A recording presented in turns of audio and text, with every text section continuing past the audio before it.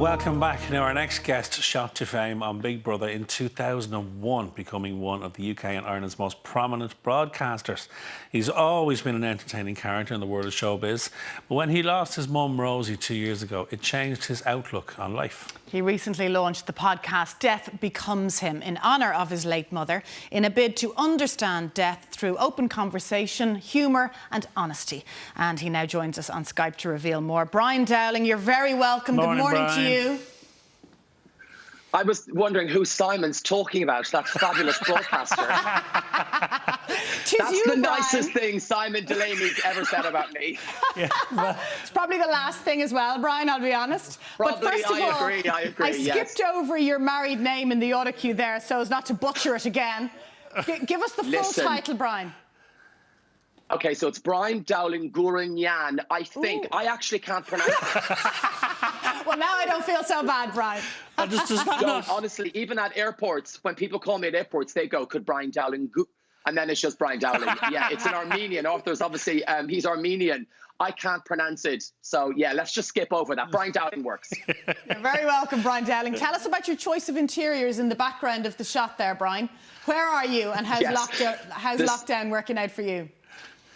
Do you know what? Lockdown's a bit like Big Brother, except I can see my family. So I am in Rathangan with my family. I'm currently in my nephew Harvey's nursery because it's chaos here at my mum and dad's. So this is the quietest room, but our neighbour has loads of greyhounds and they were literally just howling seconds ago. And I'm out the window going... Must have been a sight to see. I'm in the country. Listen, yeah, speaking of family, Brian, your late mum, Rosie, was the inspiration behind one of your you have so many projects on the go, but your podcast series. Tell us about why you decided to do this. And because this is a very public thing, Brian, but you think it's very important that we talk about grief and we talk about the feelings that surround that and how it changes us personally. Totally. I mean, I lost my mum in 2018. My mum died of sudden adult death syndrome. So sad. So my mum, was not sick. I spoke to my mum. I was in Los Angeles. I spoke to her on the phone. It was like 3 o'clock my time and it was 11 p.m. her time. I then went to bed. It was my first day in Los Angeles, went to sleep. And at midnight my time, so 8 a.m. here in Ireland, all hell broke loose. My sister couldn't wake my mum. We sadly lost my mum that day, so she passed away, and that is something to this day that I'm still kind of coming to terms with. I then flew back to Los Angeles. I think the April of 2018. My husband Arthur was living over there, and it was with my lovely friend Donal Skehan, and Donal had said to me, when you talk about your mom, there's a certain vulnerability, and I think that's something that I think would help people. And it's such because I said to him, it's such a taboo subject that no one talks about death. And I felt that it changed me as a person. And Donal and I debated doing something together. And the premise we came up with was a podcast, because I'm a talker. I like to talk. I'm nosy. I suppose I'm a gossip and I love chatting to people. And I always wanted to do something podcasty. And then I suppose I don't know how to deal with grief. There's no book you can read. There's no tea, no potion you can drink to make yourself feel better. And you almost feel like my mom, I say is my best friend. I don't say she was. My mom is my best friend. And I just did not know what to do. And I didn't know if how I was feeling was a normal thing to feel. So Death Becomes Him was born as such. And then I sat down with people that I know, and I kind of go on a journey through the whole series of speaking to people who've lost family members from 10 years ago or 3 years ago.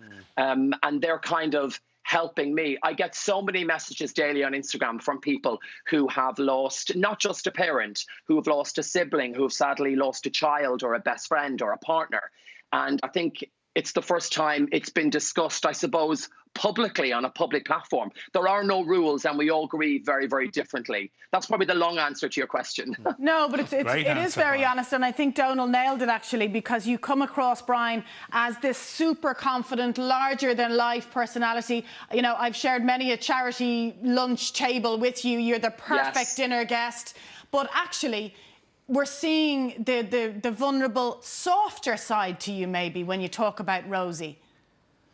Yeah, I mean, losing my mom has made me, I think, a nicer, better person, which is it's a very weird thing to say, but it's made me more vulnerable, and it's definitely made me softer, and it's also made me be more aware of who I am as a person and how I portray myself and how I engage with people.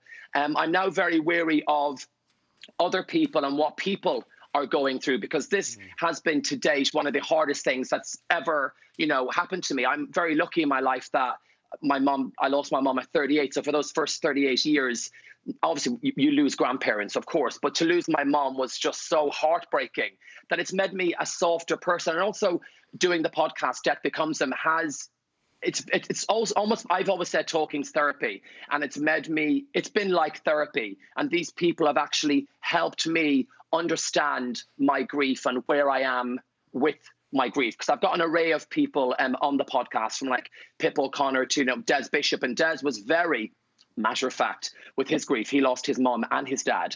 And I've got Nicky Byrne is on the show on Tuesday, and his story is different to mine. The one thing that's in common with Nicky and I is that our parents, we lost them very suddenly and very shockingly, and Nicky goes into that story in detail that I didn't even know about it, and they're actually helping me. But it's definitely made me a softer and a probably more approachable, I think. Yeah, I think, and I don't know whether you touched on it there briefly, Brian, but I know I've lost both my parents, and it certainly, you say it changes you. It changes your attitude to so many different things. That's what I found about it. Yeah. What do you think has changed most for you? It's actually made me question my mortality. For some strange reason, I looked at my mom as if she was a superhero, and that, my mom wasn't human. I never put an age on my mom, and because she, left so suddenly and so shocking, it's made me question my mortality, but it's also made me appreciate life a bit more. I'm 42 this year, and now when I get up, in the morning, I'm appreciative of, oh my God, it's so sunny, or little moments with my nieces or my nephews, or, moments with my husband, and the fact that, we want to start a family. It's made me cherish life. It's also, though, made me aware of situations that weren't very good for me, or people that weren't very good for me. So I think by losing my mom, it's putting me on a different track, and I potentially believe that that's the track my mom wants me on. Now, I know some people may hear that and go, oh my God, he's losing it. But it's just my way of dealing with it and understanding what my life is like now. But, it's tough, Simon. I mean, how have you coped with it? How has it changed you? Well, it changes from day to day, Brian. That's the most honest answer I can give you. Some days it's fine and some days it's not, and I think that's all right. I think everybody goes through that as part of a grieving process. It was a long time ago, but it still pinches. Yeah. No, of course. I think it's something that, for me, up until now, she's the one person I think of first thing, and the last person, because I wake up in the morning and sometimes I think everything's okay. And then you get that, when you turn the kettle on, you get that dreaded feeling of, no, she's still not here. But, that may pass. I don't know. I'm on kind of, you're on a journey with us. That journey, I suppose, like you've been on, Simon, and like, everyone that's on the podcast is on. It's just a very unique thing. Well, listen, it's been a pleasure to talk to you. Hopefully we'll see you soon. Stay well, stay safe. Don't make a mess in that bedroom. That young fella has it all sorted and organised. My sister would kill me if I did. Brian, can I just say before we let you go, I think you found your next guest for your podcast. I was thinking season 2, Simon Delaney. Listen, thanks a million, Brian. We'll talk to you soon, pal. God bless. Thanks, guys. Bye. And you can listen to the brilliant podcast Death Becomes Them, which is available now at all of your usual podcast locations. Indeed. Now, after the break, we're answering the medical questions that you've been sending in. Stay with us.